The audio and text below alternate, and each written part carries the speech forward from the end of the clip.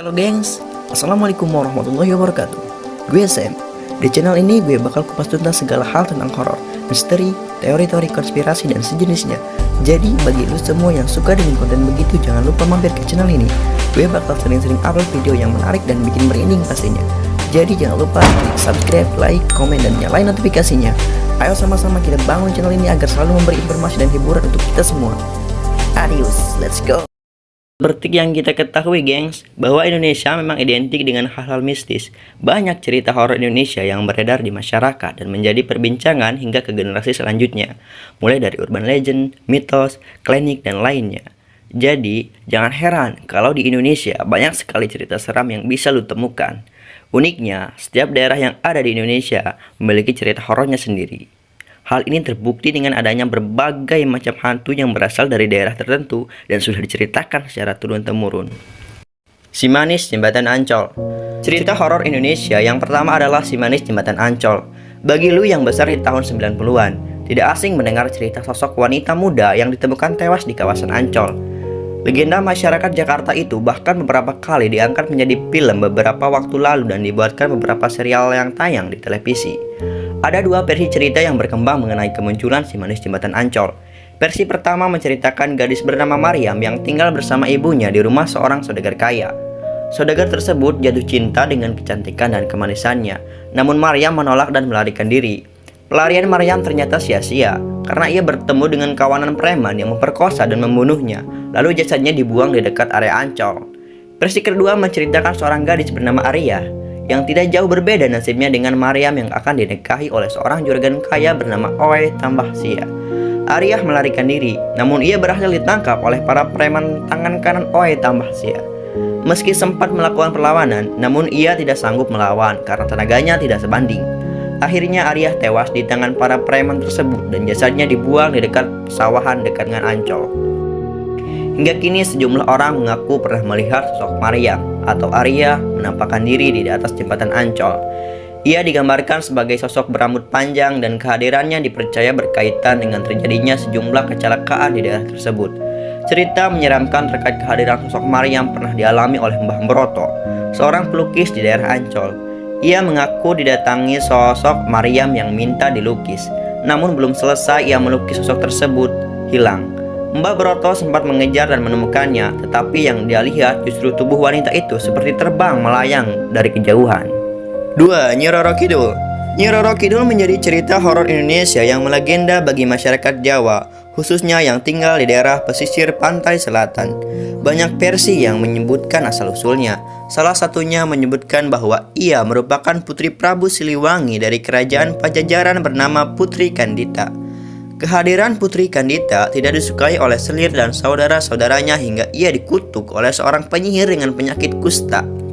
Prabu Siliwangi dihasut oleh Selir dan anak-anaknya untuk mengusirnya dari kerajaan. Mendengar hal tersebut, Putri Kandita melarikan diri dari kerajaan dan mendapat bisikan goib untuk menceburkan dirinya ke Laut Jawa bagian selatan. Setelah itu, Putri Kandita sembuh dari kutukan tersebut dan memutuskan untuk tinggal di Laut Selatan bersama pasukannya hingga kini. Cerita yang menyeramkan dan melegenda adalah larangan memakai baju hijau ketika berkunjung ke pantai selatan. Bagi siapapun yang memakai pakaian hijau di sepanjang pantai selatan, ia akan tertimpa kesialan yaitu diculik oleh penguasa Pantai Kidul. Pertama, ia akan dijadikan pasukan kerajaan, dan kedua, ia akan dijadikan sebagai pelayan istana Nyi Roro Kidul. Terlepas dari benar tidaknya cerita tersebut, sejumlah masyarakat pesisir Laut Selatan mempercayai mitos tersebut hingga kini. 3. Pasar hantu di Gunung Lawu. Mendaki gunung adalah kegiatan yang menyenangkan. Namun apa jadinya jika hal tersebut menjadi cerita yang menyeramkan? Gunung Lawu adalah gunung yang berada di daerah perbatasan antara Karanganyar, Jawa Tengah, dan Magetan, Jawa Timur, yang banyak dijadikan sebagai objek pendakian. Namun, Gunung Lawu bukan gunung yang biasa, sebab banyak pendaki yang menemui kejadian mistis di sana. Sejumlah kejadian mistis banyak ditemui seperti kehadiran pasar di daerah lereng gunung. Cukup aneh, karena jarang ada pasar di daerah pegunungan. Namun pasar yang dimaksud adalah pasar hantu, yang terletak di pos 5 pendakian melalui Candi Ceto. Masyarakat setempat mempercayai jika ada yang melewati pasar hantu tersebut dan mendengar suara pedagang menanyai, "Mau beli apa?" Pendaki harus menjawab pertanyaan tersebut. Jika ditawari sesuatu, maka harus ditolak dan mengambil sesuatu yang ada di sekitar seperti batu. Setelah itu pendaki juga harus melemparkan uang ke arah sumber suara. Jika tidak maka ia akan ditimpa kesialan selama berada di Gunung Lawu. Beberapa pendaki yang melanggar pantangan ini dikabarkan tersesat sampai hilang diculik ke dimensi lain. 4. Kuyang. Cerita horor Indonesia lainnya datang dari Pulau Kalimantan, bernama Kuyang. Sosoknya seperti manusia ketika siang hari dan berbaur dengan masyarakat. Namun ketika malam hari ia menjelma menjadi hantu yang menyeramkan. Ia mampu melepaskan kepala dari tubuhnya. Tidak hanya itu, kepala tersebut bisa terbang bersama dengan anggota organ dalam seperti jantung, hati, dan usus. Ketika terbang, muncul cahaya berwarna merah menyerupai api yang mengikutinya dari belakang. Ia memiliki 2 taring di sebelah kanan dan kiri mulutnya. Kuyang dipercaya sebagai hantu yang suka meminum darah dari seorang ibu yang hamil atau baru melahirkan, serta darah dari bayi yang baru lahir. Agar korbannya tidak curiga, Kuyang biasanya mampu merubah dirinya menjadi seekor kucing atau menjadi burung. 5. Wewe Gombel. Wewe Gombel adalah cerita hantu Indonesia tertua yang masih ada sampai saat ini. Hantu ini oleh masyarakat dipercaya sebagai wanita yang bunuh diri setelah sebelumnya membunuh suaminya. Wanita itu tidak bisa memberikan keturunan, sehingga suaminya selingkuh dengan wanita lain, yang membuatnya tidak berpikir panjang untuk membunuhnya. Ia dipercaya berasal dari daerah Gombel, Semarang, yang dulunya dijadikan sebagai tempat pembunuhan pada masa penjajahan. Waktu kedatangan Wewe Gombel biasanya menjelang maghrib, di mana ia akan menculik anak-anak yang berada di luar rumah. Anak-anak tersebut akan dibawa ke alam lain karena dianggap tidak mempunyai rumah. Dari mitos tersebut, orang tua suka melarang anaknya untuk berpergian keluar rumah ketika waktu maghrib karena bisa diculik oleh Wewe Gombel. Namun di balik itu mitos tersebut tersimpan pesan kepada orang tua agar selalu mengawasi dan memperhatikan anak-anaknya untuk tidak berpergian ke tempat yang berbahaya. 6. Lampor. Cerita mistik menjelang maghrib juga beredar luas di kalangan masyarakat Kabupaten Temanggung, Jawa Tengah. Beberapa waktu lalu, pengguna TikTok ramai membicarakan urban legend bernama Lampor. Oleh beberapa masyarakat, Lampor dipercaya sebagai hantu yang membawa keranda terbang yang datang untuk menjemput orang-orang. Sosoknya datang menjelang maghrib, karena itulah masyarakat Temanggung memilih tinggal di dalam rumah daripada beraktivitas di luar. Ketika diculik Lampor, korbannya tidak akan bisa kembali. Meskipun bisa kembali dengan selamat, namun mereka akan menjadi linglung atau gila. Kehadirannya ditandai dengan datangnya angin kencang yang berhembus dari arah selatan. Cerita mistis tentang Lampor beberapa waktu yang lalu sempat diangkat menjadi film dengan dibungkus cerita yang menyeramkan mengenai sosok Lampor. Lampor digambarkan sebagai sosok berbadan besar berwarna hitam dengan keranda yang terbang di belakangnya. 7. KKN Desa Penari. Seseorang pengguna Twitter di tahun 2019 pernah membuat gempar karena kisahnya yang menyeramkan. Ia menceritakan kisah nyata yang dialami oleh sejumlah mahasiswa yang sedang melakukan KKN, kuliah kerja nyata. Kejadian tersebut terjadi 10 tahun yang lalu, di mana 2 orang anggota KKN menghilang secara misterius. Dikisahkan tim KKN tersebut mengambil lokasi Desa Penari sebagai tempat mereka melakukan kegiatan.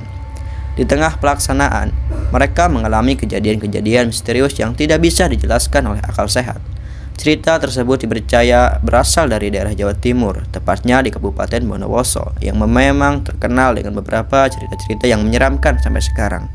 Namun kebenarannya apakah lokasi tersebut adalah Bondowoso masih diperdebatkan hingga saat ini karena banyak disangkal oleh netizen.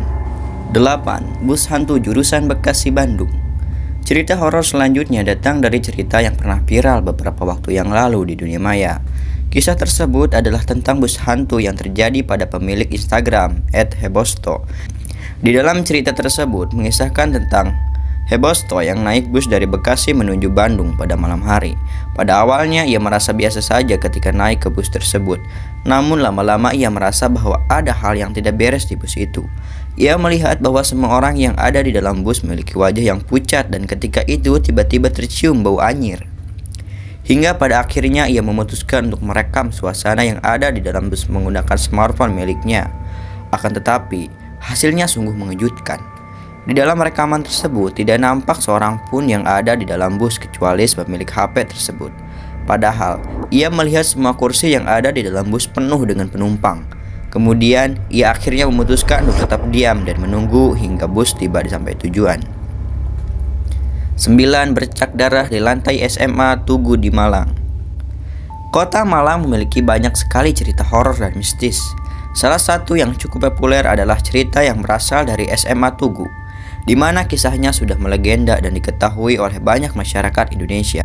Untuk lo yang belum tahu, cerita horor yang ada di SMA Tugu ini adalah bercak darah yang ada di lantai aulanya. Padahal bercak darah tersebut sudah sering dibersihkan, namun tetap saja muncul terus-menerus.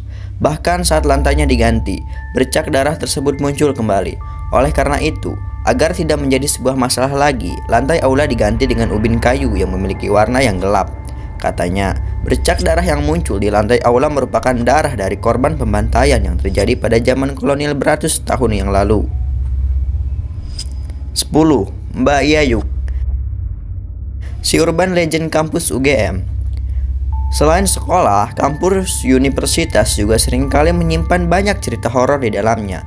Salah satu yang cukup populer adalah cerita Mbak Yayuk yang ada di Universitas Gadjah Mada. Di universitas tersebut terdapat urban legend yang bernama Mbak Yayuk.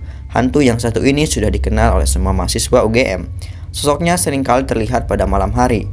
Anehnya, Mbak Yayuk selalu terlihat oleh siapapun, baik itu CCTV maupun mahasiswa yang masih berada di kampus saat malam hari. Namun sebenarnya sosok dari hantu ini tidak terlalu menyeramkan, sebab ia memiliki penampilan yang biasa saja seperti mahasiswa pada umumnya. Akan tetapi yang membuatnya terlihat menyeramkan adalah tatapan matanya yang kosong dan juga wajahnya yang selalu terlihat pucat. Menurut beberapa sumber, Mbak Yayuk adalah seorang mahasiswa UGM yang mengakhiri hidupnya dengan cara bunuh diri karena judul skripsinya ditolak oleh dosen. 11. Kisah di Lubang Buaya. Pernah mendengar kisah lubang buaya? Kisah mistis yang satu ini berasal dari salah satu wisata bersejarah yang ada di Jakarta. Lubang Buaya dulunya adalah lokasi yang menjadi tempat pembuangan mayat yang berasal dari korban G30 SPKI. Oleh sebab itu, hingga saat ini, tempat tersebut masih memberikan kesan menyeramkan bagi siapapun yang mengunjunginya. Ditambah lagi, menurut cerita dari beberapa orang, ketika malam hari, di Lubang Buaya sering terlihat penampakan sosok tentara yang wajahnya berlumuran darah. 12. Kisah rumah Eyang yang viral 2018 lalu. Pada tahun 2018 lalu, muncul cerita menyeramkan dari salah satu YouTuber sekaligus penulis kondang Raditya Dika. Ia menceritakan sebuah rumah yang berada di daerah Yogyakarta. Rumah tersebut kini disebut sebagai Rumah Eyang, di mana rumah ini merupakan rumah milik nenek dari teman Raditya Dika yang bernama Mister. Saat menginap di rumah tersebut, Radit mengalami beberapa kejadian menyeramkan. Setelah diceritakan ulang bersama Mister, ternyata masih banyak kejadian horor yang terjadi di rumah itu. Mulai dari lemari yang bergerak sendiri, lalu penampakan sosok setengah badan yang berjalan di belakang rumah. Kemudian ada sosok kuntilanak yang sering duduk di rumah bagian belakang, dan masih banyak lagi. Setelah cerita tersebut diangkat, kanal YouTube Raditya Dika ramai dikunjungi warganet, bahkan sampai ada yang penasaran dengan lokasi rumah Eyang tersebut. 13. Rumah kapal didiami jin menyerupai kelelawar. Cerita selanjutnya adalah rumah kapal yang memiliki kisah menyeramkan di dalamnya. Rumah ini terletak di Teluk Betung Utara, Bandar Lampung, dan memiliki bentuk yang tidak terlalu besar atau luas. Namun ketika melihatnya, kamu akan merasakan aura mistis yang muncul dari rumah tersebut. Katanya, warga sekitar percaya bahwa ada banyak jin dan hantu yang tinggal di dalam rumah kapal. Salah satu jin yang sering terlihat oleh warga sekitar adalah sosok tinggi besar yang memiliki badan menyerupai kelelawar. Lalu ada lagi sosok jin yang menyerupai siluman naga dan dipercaya menempati rumah kapal. Keseraman rumah ini semakin kuat karena adanya banyak kecelakaan yang terjadi tepat di depan rumah tersebut. 14. Keluarga tak kasat mata. Cerita yang satu ini sempat viral di forum yang bernama Kaskus.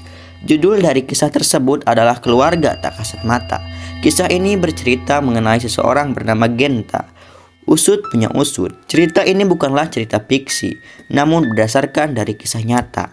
Cerita horor ini dialami langsung oleh Genta ketika masih bekerja di sebuah kantor yang ada di sebuah rumah tua di Yogyakarta.